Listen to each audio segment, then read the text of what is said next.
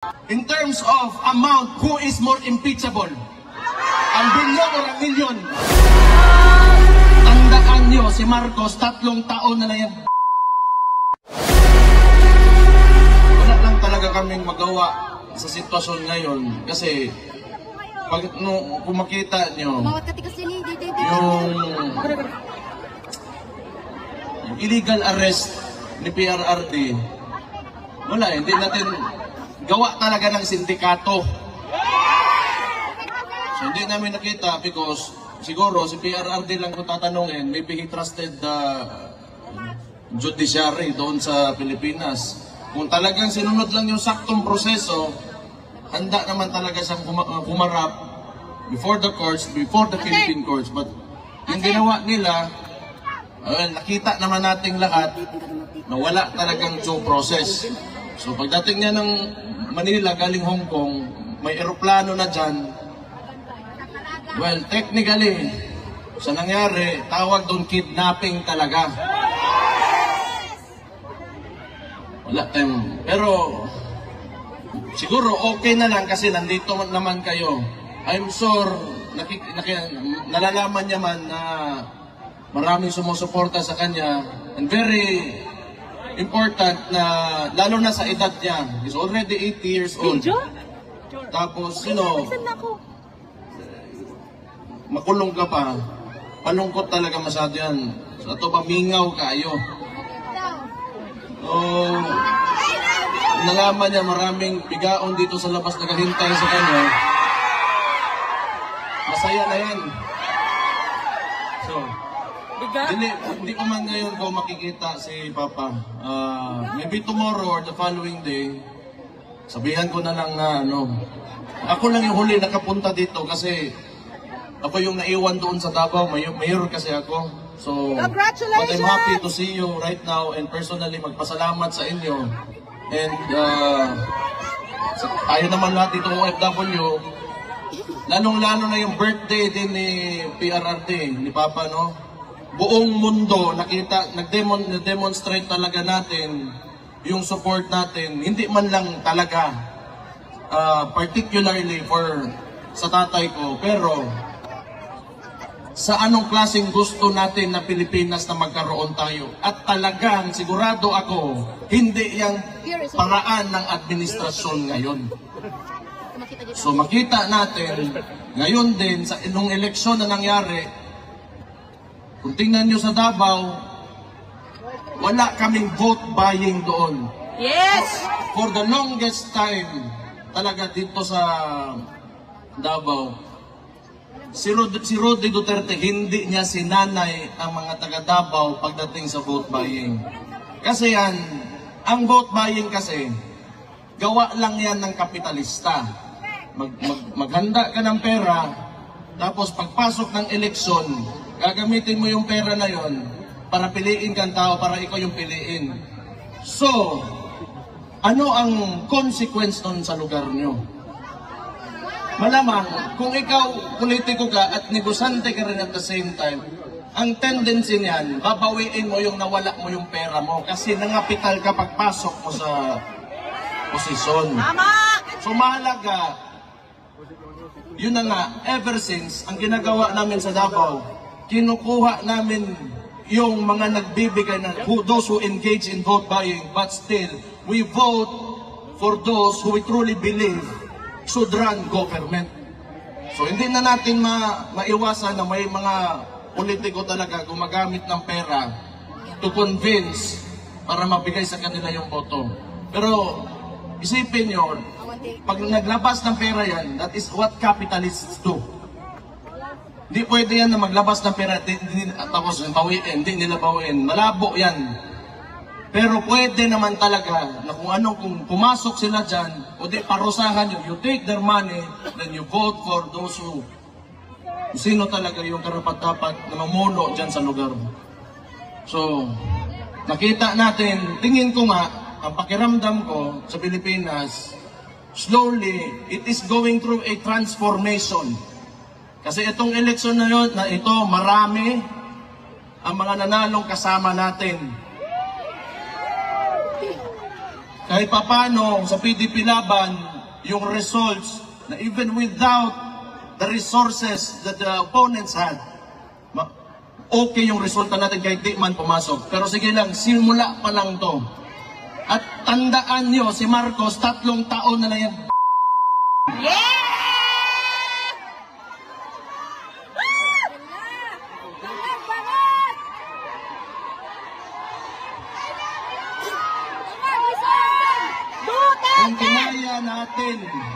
Kung kinaya natin 3 taon, ako sa Davao na bilang alkalde doon, pinahirapan nila ako, wala. Bakit ako malakas? Bakit ang Davao City andyan pa rin ngayon? Bakit si VP, yung kapatid ko, hindi tumitigil? Kasi alam namin na kayong mga Pilipino, kayong mga OFW dito, nasa likod namin lagi.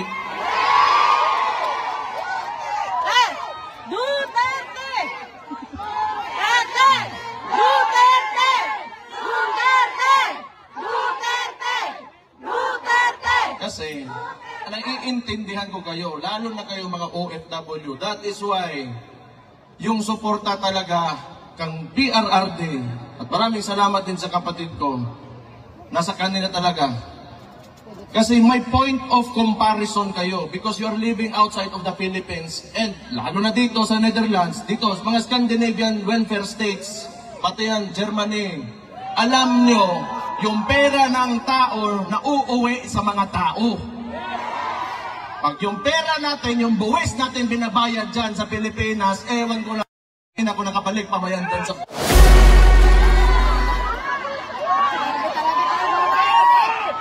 Hindi mo na alam saan napunta, nasa bulsa na mga kurap na politiko ng yan.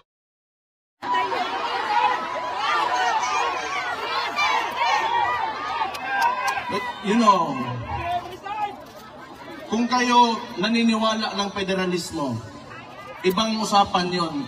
Sometimes kasi, you know why Marcos can really manipulate and have almost absolute power. It is because of our unitary system of government. Yung presidential system of government natin, it allows the president to have almost total control of all government. Kailangan kasi, yung maganda sa, kung palitan natin yung system of government natin, sabihin natin federalism, hindi dili lang income yung napupunta sa mga sarili nating probinsya, but the functions of government as well. So, ma-decentralize yung Metro Manila ngayon and Malacanang, and the power will be devolved, and the functions and powers of the agencies will be devolved doon sa mga probinsya, sa mga local government units.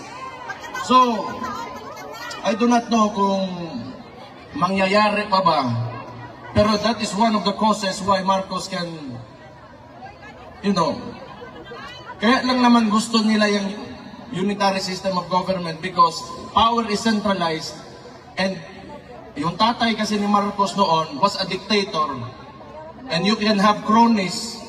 Yung mga ambisyoso masyado dyan sa gobyerno na kahit mali, ginagawa, gusto niyan, gayahin nila noon sa panahon ng Marcos Sr., may mga cronies si Marcos Sr., sila General Ver, sila Enrile kaniantong panahon. Yan ang gusto nila, yung mga Marbel, yan si Torre, mga Rimulya. Kasi ang susunod dyan, they will attempt not to go down in government and they will attempt another dictatorship. And along with that dictatorship comes the cronies. So itong mga ambisyoso, mga putaragis na itong mga politiko at nasa gobyerno ngayon na kahit mali na ginagawa pa rin, gusto niyan, they will join that dictatorship and they will be the cronies of the new Marcos, kaning Junior, na bangag ang ngayon. So kaya makita nyo why unusual talaga masyado ang movement ng mga tao na nasa gobyerno na kahit mali nilalabag yung batas pero ginagawa pa rin. It's because not out of their jobs or functions in government, but it's out of selfishness. Pero hindi talaga yan because ngayon, kahit tingnan nyo, ilang demonstrations na nangyari since yung gago na Marcos na yan. nagsimula yan sa kapatid ko. You know, wala man talaga sana akong problema, pero ginatawag nila magnanakaw yung kapatid ko dahil lang sa confidential funds na yan eh. Pero ito yung sasabihin ko, ang tanong ko lang sana ba?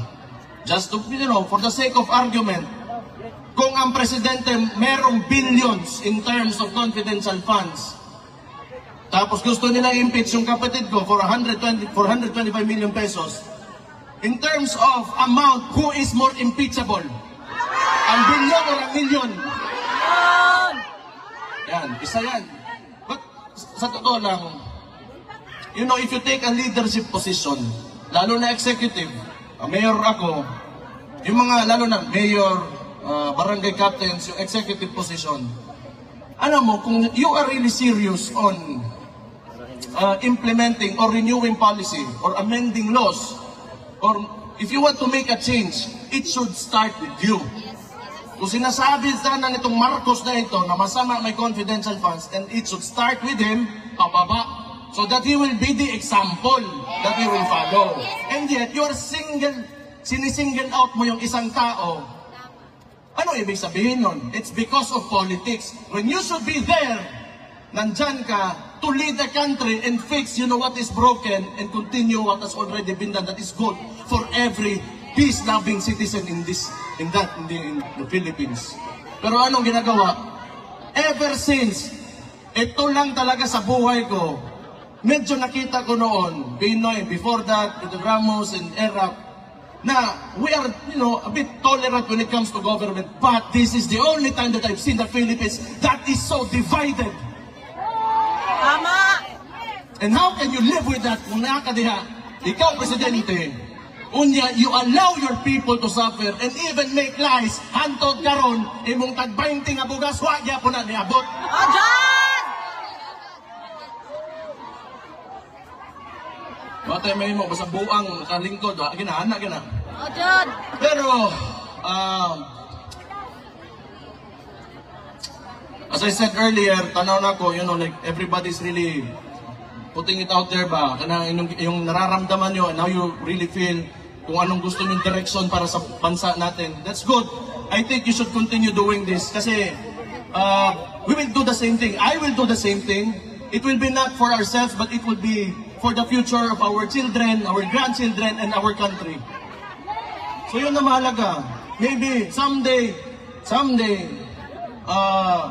hindi na lalaki yung mga anak natin o yung mga apo natin, iba. Maybe they will be facing not the same problems na ito, lalo na itong malala talaga itong administrasyon na ito. Tingnan nyo, kahit kasama nila sa alyansa, nung pagpanalo ni Ping Lacson, what did he say? The 2025 budget is the most corrupt budget in Philippine history. Kahit kasama nila mismo, natapos lang sandali, sinabi na nila. Wala talagang... Sa totoo lang, hindi ko maintindihan why they can afford to do all of this. And 2028, matatapos din ang termino ni Marcos eh. So anong gusto niya? Hindi ko talaga alam.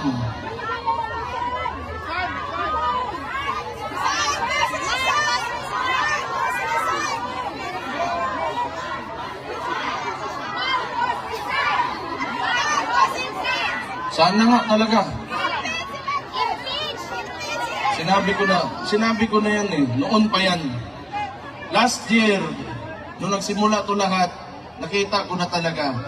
Itong, the way they run things, yung pakiramdam nila para silang hari eh. Everybody below them, wala na kayo. You are slaves. Kita niyo yung Pilipinas ngayon. Sometimes, I don't even want to believe yung mga sinasabi sa akin ng mga kaibigan ko sa ibang lugar. Luckily for us sa Davao City, we have been able to maintain the peace and order and how and you know the services na hinakatid ng government natin sa mga constituents namin. But it's really sad to hear, you know, other people who are disappointed with what's happening now in the country. But ito rin yung maganda rin.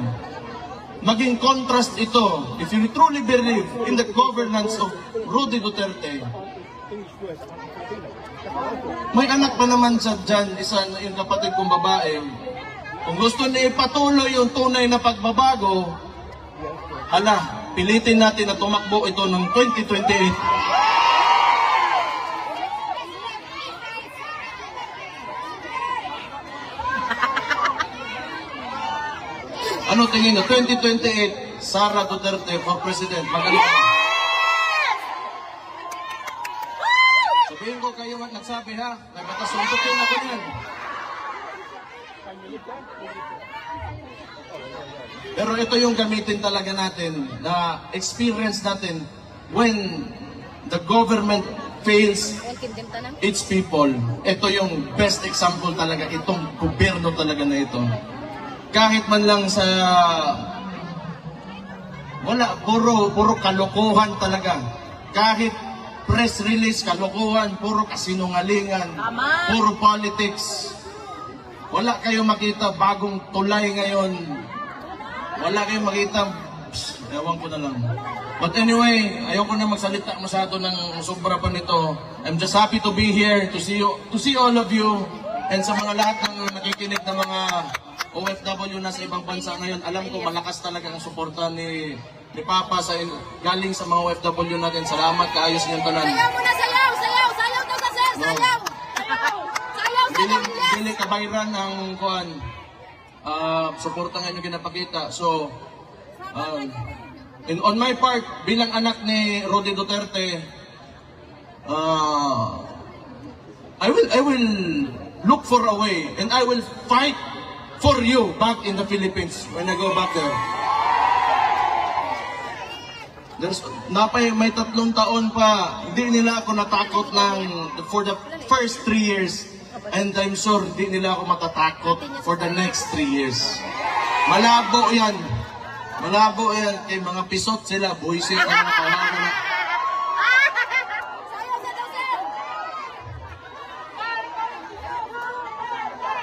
As long as we remain to be peaceful and God-fearing Filipino citizens, believe in the have aspirations for our country.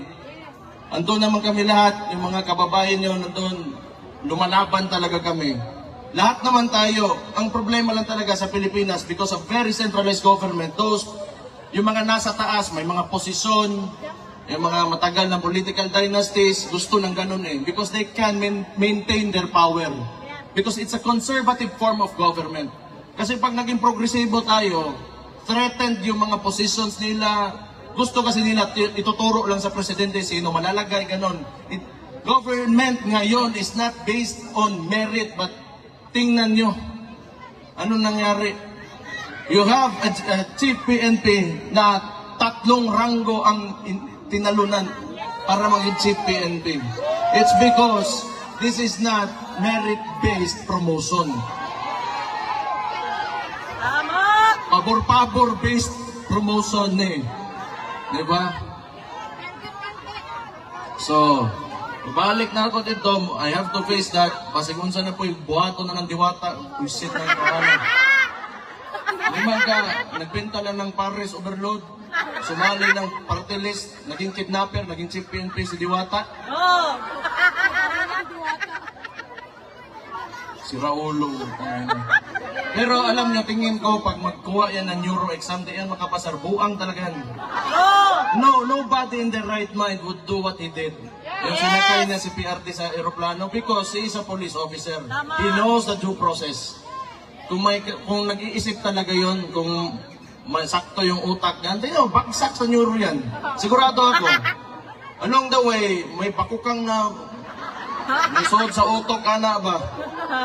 Makakaon siguro, panos nga, pansit. Oo na. Pero nobody in the right mind would do that. That's totally illegal, and you know, the consequences of these actions are heavy, sa totoo lang. But we have a government who doesn't seem to know what the Constitution is. Mabuhay kayong lahat! Mabuhay ang OFWs! Mabuhay! Mabuhay ang Pilipinas! Mabuhay! Hey, yeah, yeah, yeah, yeah, yeah, yeah. Amoy. Pero salamat kayo ha. It really means a lot sa family.